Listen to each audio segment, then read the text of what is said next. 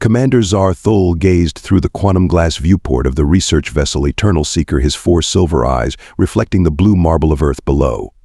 A slight tremor of anticipation rippled through his crystalline exoskeleton as he contemplated their mission. The Krovax High Council had tasked him with studying Earth's warriors, those peculiar bipedal creatures who seemed to thrive on conflict despite their primitive technology. "Status report," he commanded, his translator converting his crystalline resonances into the ship's standard communication frequency. Lead researcher VC Terra's response came promptly through the neural network.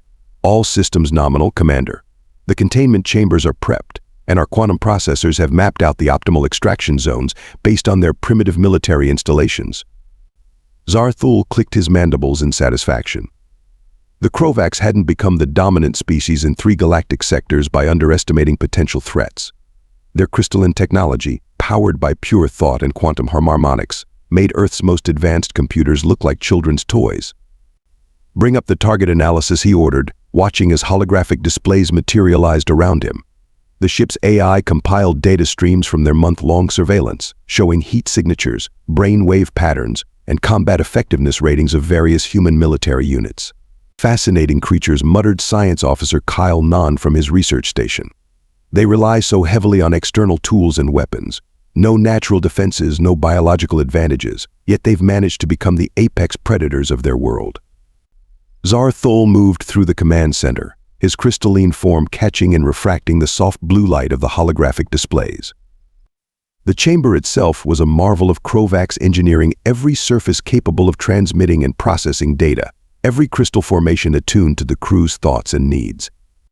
"That's precisely why the Council wants them studied," Zar'thul responded, his voice carrying the harmonic overtones of authority. "Any species that can dominate their world despite such obvious biological disadvantages must possess other qualities worthy of investigation."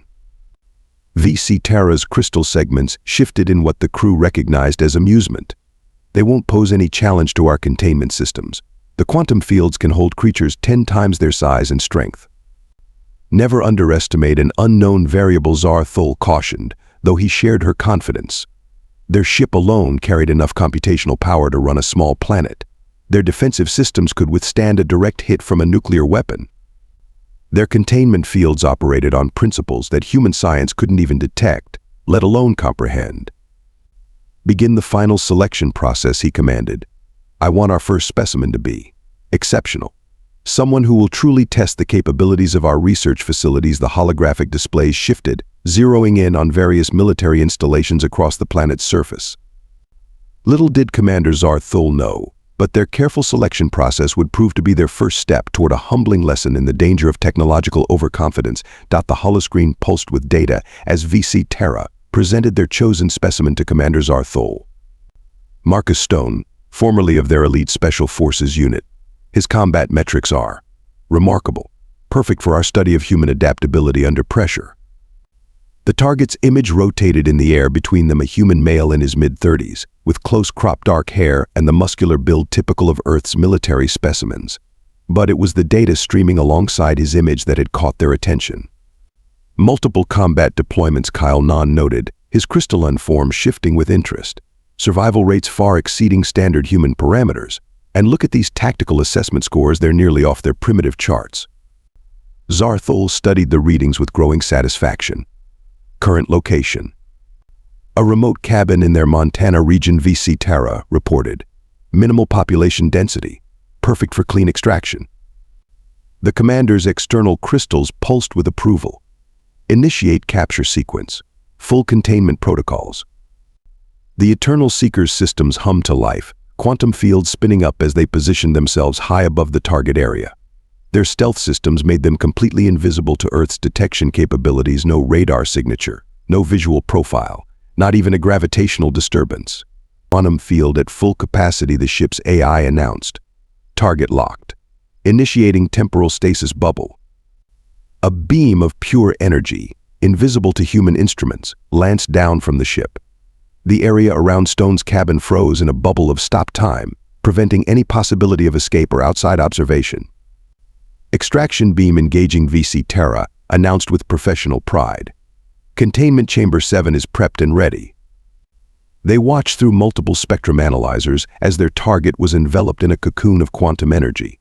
Stone's body lifted slowly from his bed, suspended in a state between sleeping and waking as the beam drew him upward through the cabin's roof, as if it weren't even there.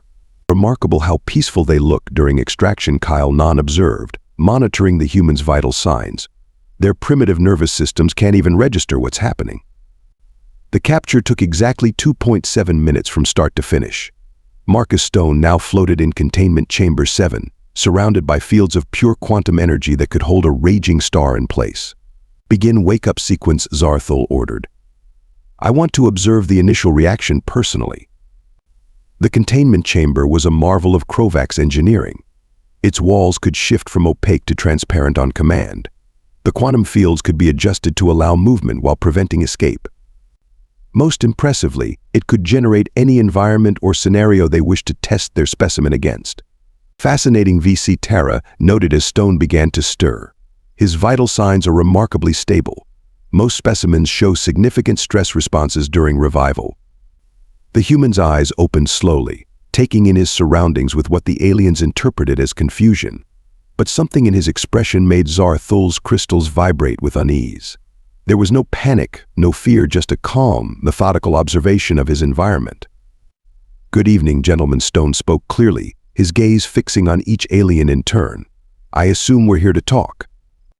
The crew exchanged surprised glances through their crystal facets.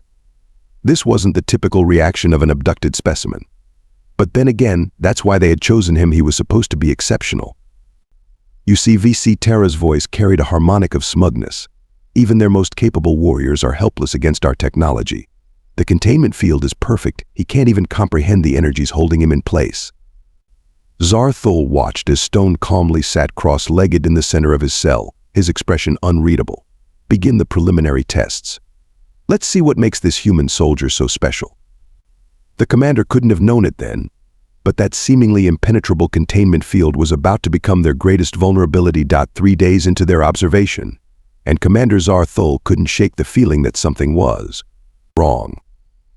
The human, Marcus Stone, maintained his unnervingly calm demeanor, cooperating with their tests, while showing none of the stress responses they expected from a captive specimen. "Report," he demanded, entering the observation center where VC Terra and Kyle monitored their subject. His behavior patterns continued to deviate from all known models, VC Terra admitted, her crystalline form shifting in puzzlement. "He's displaying advanced meditation techniques during rest periods, maintaining steady vital signs during stress tests, and even appears to be sleeping on a regular schedule." Kyle manipulated the holographic displays, showing footage of Stone performing the physical challenges they'd set for him. "Watch this, Commander. When we increased the gravity to triple Earth standard, he adapted his movements within minutes. It's as if he's done this before." "Impossible," Zar'thul snapped, but uncertainty crept into his harmonic overtones. A sudden flicker in the lights drew their attention. The ship's AI spoke up. "Momentary power fluctuation in Section 7. Diagnostic systems show no cause." "Run a deep scan of all systems," Zar'thul ordered. Something about these anomalies tugged at his cognitive crystals, a pattern he couldn't quite crystallize.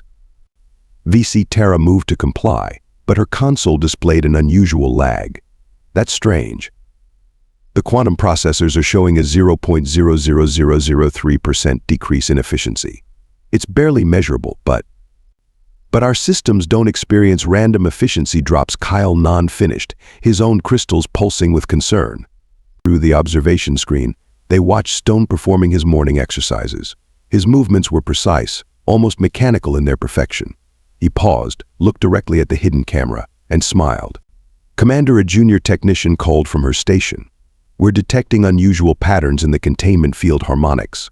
They're within acceptable parameters, but the variance doesn't match any known interference patterns." Zar'thul approached the containment chamber viewport, studying their specimen. Stone sat calmly on the floor, eyes closed, breathing steady. But something about his posture suggested he wasn't meditating, he was waiting. "Full system diagnostic," Zar'thul commanded. "I want every crystal checked, every quantum circuit analyzed. Something isn't right." The ship's lights flickered again, longer this time. In the containment chamber, Stone opened his eyes and stretched, reminding Zar'thul uncomfortably of a predator waking from a nap. VC Terra Zar'thul's voice carried an edge now. Review the extraction footage. I want to know exactly what he was doing when we took him. Not just his physical position, everything.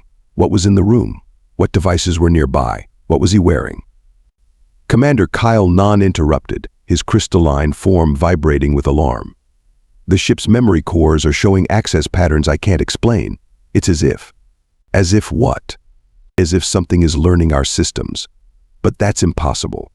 The containment field blocks all forms of transmission or interface. In his cell, Stone had begun humming a simple tune. The sound shouldn't have carried through the quantum-sealed chamber, yet somehow the vibrations sent uncomfortable resonances through the crew's crystalline bodies.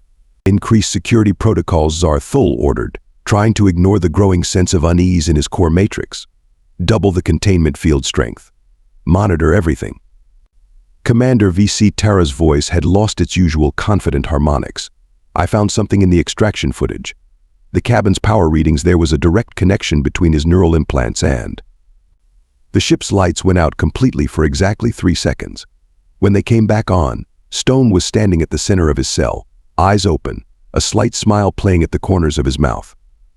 I think, he said clearly, his voice somehow carrying through the quantum fields with perfect clarity. It's time we had a real conversation about who's actually containing whom. VC Tara's crystals pulsed with growing panic as she pulled up the deep scan results on the main holoscreen. Commander, the neural readings, they're not normal human patterns. His entire nervous system is interlaced with quantum-sensitive filaments. That's impossible, Zar'thul snapped, but the data streams couldn't lie. Humans don't have that technology. They can barely manage basic digital interfaces.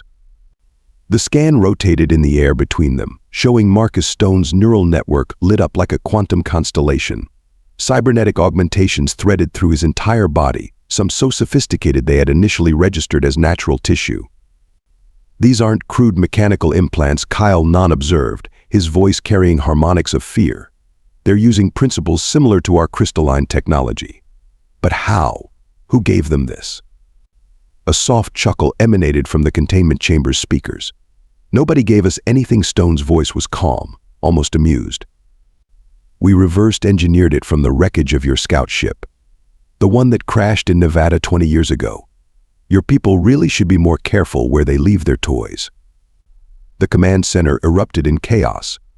Crystal formations vibrated with alarm frequencies as crew members processed this revelation. Their supposedly undetectable scout ship had not only been found but studied. Lockdown, Zar'thul commanded. Sever all quantum field connections to the containment chamber. Isolate him completely. Too late. Stone's voice now came from the ship's main communication system. Your quantum fields? They're not just walls, they're networks. And networks can be accessed, redirected, reprogrammed. I've been mapping your systems since the moment you brought me aboard. Warning signals flashed across every console. The ship's AI spoke in fragmented bursts, warning unauthorized access, quantum processor matrix compromised, security protocols failing. How VC Tara's voice shook with disbelief. Our technology is based on pure thought, on crystalline resonance patterns that took us millennia to perfect. In his chamber, Stone stood up, stretching leisurely. And what do you think our neural networks do? You're not the only ones who can process quantum information. You just gave me 3 days of direct access to your systems through these containment fields. It's like you handed me an instruction manual. The containment field flickered, its perfect blue shifting to an angry red. Zar'thul watched in horror as the quantum energies began to pulse in sync with Stone's heartbeat. Get him out, Zar'thul screamed. Emergency purge. Vent the chamber into space. Command override denied, the ship's AI announced, its voice now carrying an unsettling human inflection. All systems now require secondary authorization from user Stone, Marcus J. The entire crew watched, paralyzed, as Stone raised his hand. The containment field responded like an obedient pet, swirling around him in complex patterns. You know what your biggest mistake was? Stone asked conversationally, while quantum energies danced at his command. You assumed that because we're younger than you, we must be inferior. But here's the thing about humans: we don't wait for technology to evolve naturally. We take it, we break it down, we rebuild it, we improve it. and we do it really, really fast. Panic spread through the ship as systems began shutting down one by one. Crystal crew members rushed for escape pods only to find them locked. Emergency signals died mid-transmission. The second mistake Stone continued, as the containment field began to expand, pushing against its housing. You picked a cybernetics expert for your little experiment. Not just any soldier, but the guy who helped reverse engineer your scout ship's quantum core. The containment field housing cracked, and Marcus Stone stepped out into the observation room, quantum energies swirling around him like a protective aura. His eyes glowed with the same blue light as the ship's crystal technology. "Now then," he said, smiling at the terrified crew. "Let's talk about a change in management." Commander Zar'thul's command spread through the ship's neural network security teams to all major junctions. Lock down every section. Don't let him reach the primary crystal matrix. But Marcus Stone was already 3 steps ahead. Throughout the ship, blast doors slammed shut, trapping crews in their sections. The quantum lighting shifted to a dim red emergency mode, casting ominous shadows through the crystalline corridors. "He's in Section 4, a security officer reported, their crystalline form vibrating with panic." "No, Section 7, he's everywhere." "Impossible," VC Terra whispered, watching the security feeds. "He's not just controlling our systems. He's learned to use the quantum fields for transportation. He's moving through the ship's neural pathways like data." On the monitors, they watched Stone materialize in a workshop, his form coalescing from streams of quantum energy. He touched a weapons rack, and their most advanced quantum disruptors dissolved into base components. "Cut all power to the affected sections," Zar'thul ordered desperately. "He can't use systems that aren't active." Kyle Nan's crystals pulsed with despair. "We can't. Life support is integrated into the quantum network. If we shut it down, we'll suffocate our own crews." Stone's voice echoed through the ship's speakers, now carrying harmonics that perfectly mimicked their crystalline communication tones. "Your technology is magnificent, truly. The way everything connects, the perfect integration. But that's also its fatal flaw. One access point becomes every access point." A security team cornered him in the engineering bay, raising quantum pulse weapons. Stone smiled, raised his hand, and the weapons turned to dust. The crystalline security officers found their motor functions frozen as their own neural networks betrayed them.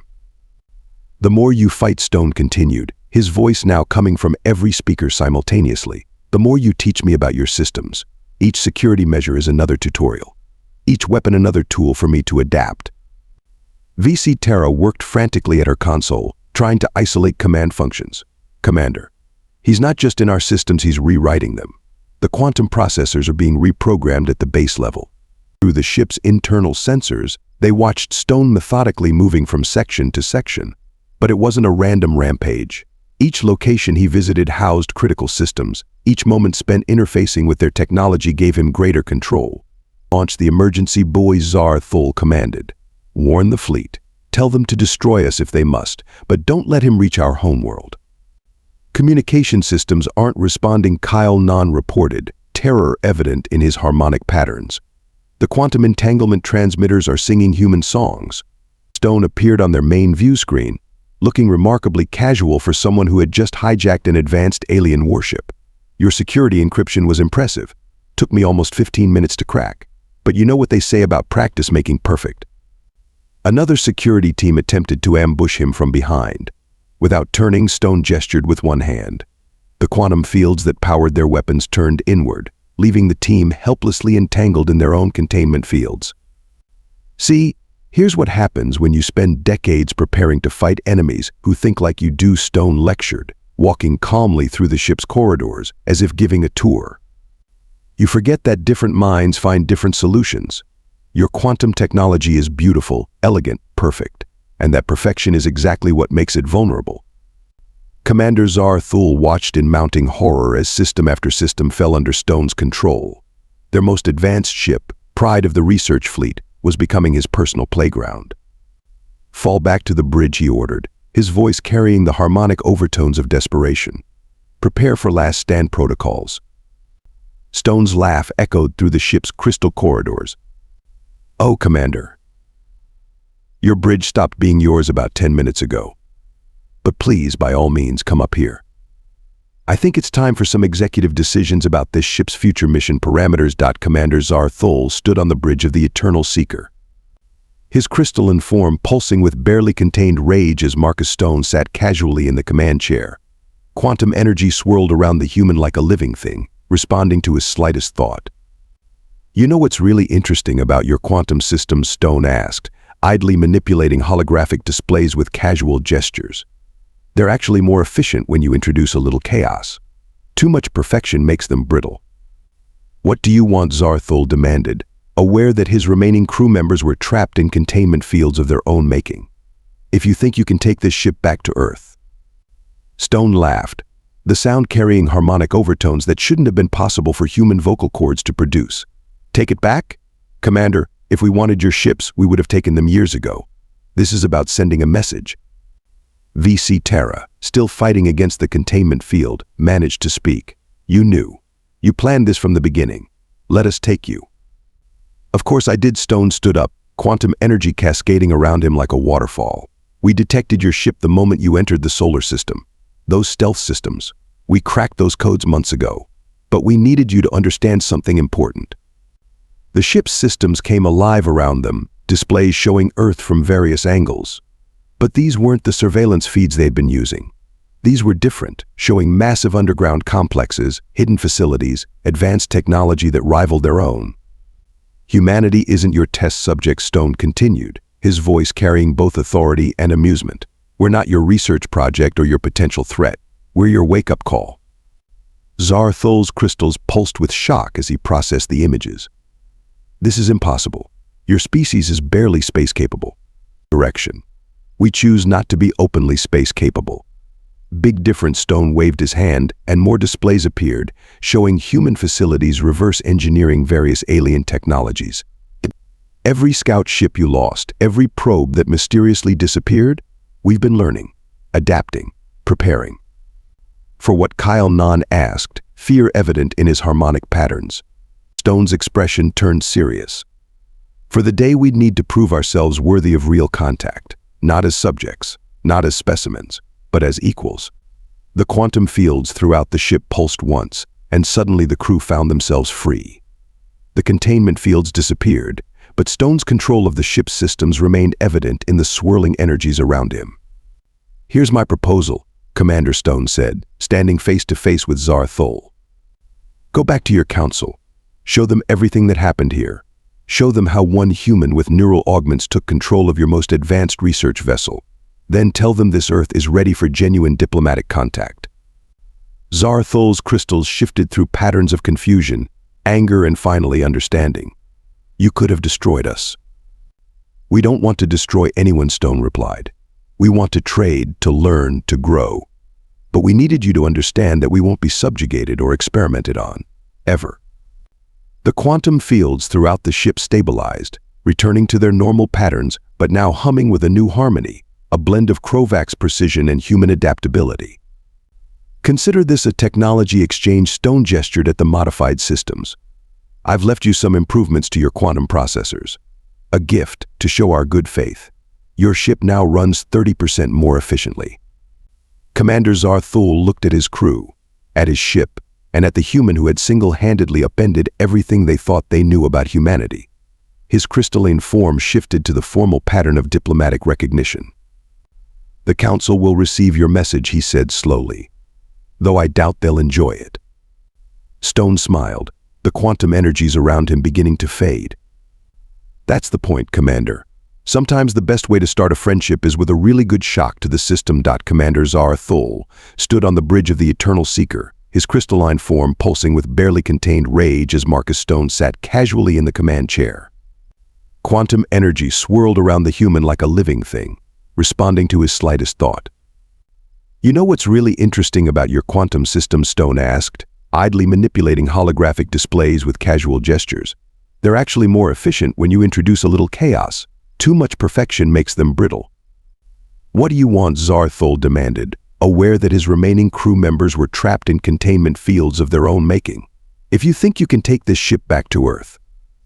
Stone laughed, the sound carrying harmonic overtones that shouldn't have been possible for human vocal cords to produce. "Take it back.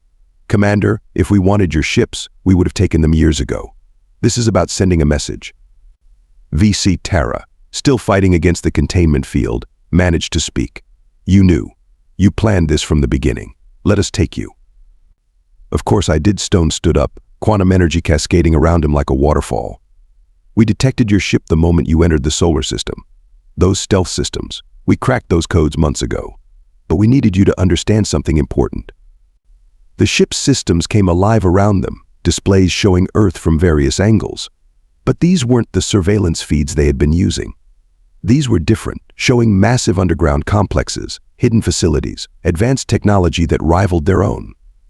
Humanity isn't your test subject, Stone continued, his voice carrying both authority and amusement. We're not your research project or your potential threat. We're your wake-up call. Zar'thul's crystals pulsed with shock as he processed the images. This is impossible. Your species is barely space-capable. Correction. We choose not to be openly space-capable. Big difference. Stone waved his hand, and more displays appeared, showing human facilities reverse engineering various alien technologies. Every scout ship you lost, every probe that mysteriously disappeared. We've been learning, adapting, preparing. For what Kyle Nan asked, fear evident in his harmonic patterns. Stone's expression turned serious. For the day we'd need to prove ourselves worthy of real contact, not as subjects, not as specimens, but as equals. The quantum fields throughout the ship pulsed once, and suddenly the crew found themselves free. The containment fields disappeared, but Stone's control of the ship's systems remained evident in the swirling energies around him. Here's my proposal, Commander Stone said, standing face to face with Zar'thul. Go back to your council. Show them everything that happened here. Show them how one human with neural augments took control of your most advanced research vessel. Then tell them this Earth is ready for genuine diplomatic contact. Zar'thul's crystals shifted through patterns of confusion, anger, and finally understanding. You could have destroyed us. We don't want to destroy anyone, Stone replied. We want to trade, to learn, to grow. But we needed you to understand that we won't be subjugated or experimented on, ever. The quantum fields throughout the ship stabilized, returning to their normal patterns, but now humming with a new harmony, a blend of Krovax precision and human adaptability. Consider this a technology exchange. Stone gestured at the modified systems. I've left you some improvements to your quantum processors, a gift to show our good faith.